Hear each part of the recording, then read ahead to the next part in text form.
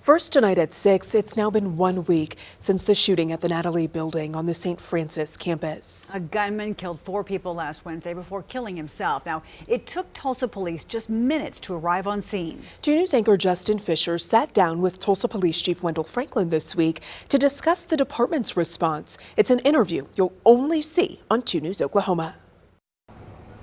We knew this could happen to us. Tulsa Police Chief Wendell Franklin recalling that tragic day 1 week ago. It was just a matter of when it was going to happen to us. After arriving on scene minutes after the 911 call started, Our officer's response was incredible. officers rushed into the building. What you saw out there was a response from every Tulsa police officer that was on duty, some that were off duty, responding to that scene, and they were responding ready to save lives. Police say officers went onto the second floor and identified themselves before they heard the final gunshot.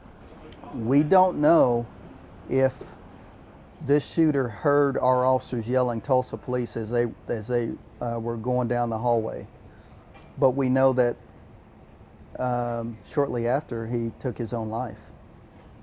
We know that there were still plenty of people in that building that he could have targeted. The chief tells me it's a situation they trained for. And while the swift response is something the chief says he's proud of, he also says there are still things to learn.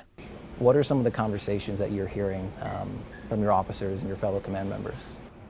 Well, I think everyone just wants to know how they could have reacted better. I think officers were really concerned about they had additional equipment needs, so we're gonna work to try and address that. We are going to work to try and address the dissemination of information. Chief Franklin says the 911 call center had a lot of calls coming in, and he believes they did a great job triaging them and getting information out to officers. But he believes it could have been improved using a real-time information center, something he's been advocating for a while now. The real-time information center would have also seen that call being dispatched out. They would have immediately started looking up any pertinent information that they could, shooters' information, maybe our victims' information, so that they could relay information to officers or send a photo to officers to let the officers know who our suspect might be. And even though it's part of their jobs to run toward danger, they're still members of this community. We hurt with everyone. We understand everyone's anxiety. We understand what people are going through because we have family members as well. There is probably not a person on our department that didn't have some way, shape, or form some affiliation with one of our victims. During a news conference with several other city leaders and St. Francis officials, a reporter asked Chief Franklin about red flag laws in reference to gun control legislation. The chief said he would be willing to speak with any legislator who wanted to know his thoughts on how to make communities safer. Every law that's on the books impedes upon your freedom as an American. And so how safe do Americans want to be? That's going to be the talking point. That's going to be the hot topic.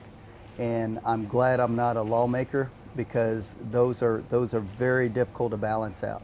But you're willing to have those conversations from your years on the force with legislators? Oh yes, I can certainly let them see what we're seeing from an enforcement standpoint, and hope that they can create legislation based on what we're seeing.